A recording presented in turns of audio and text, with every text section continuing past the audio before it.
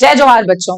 आज के सेशन में छत्तीसगढ़ जनरल स्टडीज के अंदर एक और इम्पोर्टेंट टॉपिक को क्वेश्चंस के माध्यम से कवर करने की कोशिश करेंगे। ये सेशन उन सारे बच्चों के लिए बहुत इंपॉर्टेंट होगा जो agriculture teacher, assistant director agriculture, assistant director horticulture, assistant director sericulture, ACF and ranger जैसे एग्जामिनेशंस की तैयारी कर रहे होंगे।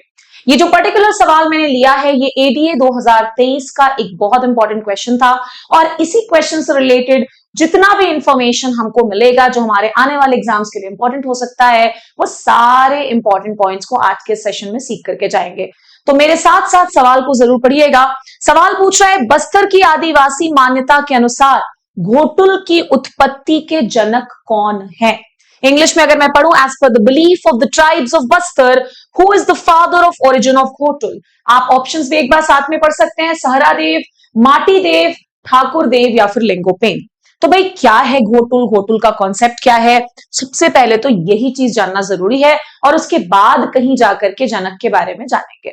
तो सबसे पहला पॉइंट आप सभी लोग पढ़ सकते होंगे कि ये जो घोटुल नामक प्रथा है, ये प्रथा मुख्यतः बस्तर के मुड़िया और मड़िया जनजाति के आदिवासियों में प्रचलित है। तो पहला पॉइंट यहां पर क्या मिला कि ये जो घोटुल नामक प्रथा है ये कौन कौन से जनजाति में नॉर्मली देखने को मिलता है? तो पहली जनजाति का नाम है मुड़िया और दूसरे का नाम है मड़िया जनजाति। अब घोटुल क्या होता है? तो घोटुल उस स्थान को कहा जाता है जहां आदिवासी उत्सव मनाते हैं। यहाँ पर क्या मनाया जाता है? उत्सव। कोई बहुत अच्छा सेलिब्रेशन है भाई तो घोटुल में ही जाकर के सेलिब्रेट करते हैं। नेक्स्ट पॉइंट, घोटुल को गांव के किनारे बनाया जाता है और ये मिट्टी की झोपड़ी होती है। गांव के किनारे बनाते हैं और ये नॉर्मली मिट्टी की झोपड़ी ही होती है जिसको हम घोटुल कह देते हैं। आगे बढ़ते हैं नेक्स्ट पॉइंट की तरफ। इसमें आदिवासी समुदाय की युवक युवतियों को बुजुर्ग व्यक्ति की देखरेख में आपस में मिलने जुलने, जानने समझने का अवसर दिया जाता है। क्यों अवसर दिया जाता है भी? ताकि एक दूसरे को समझ लें और अगर लगता है कि हमें आने वाला जीवन साथ में बिताना है तो बिल्कुल ये डिसीजन लिया जा सकता है। आई होप आपको घोटुल का उद्देश्य समझ में आ गया होगा। आइए आगे बढ़ते हैं इसके बाद कि घोटुल के सदस्यों में अगर मेल है तो उसे क्या कहते हैं, अगर फीमेल सदस्य हैं तो उन्हें क्या कहा जाता है?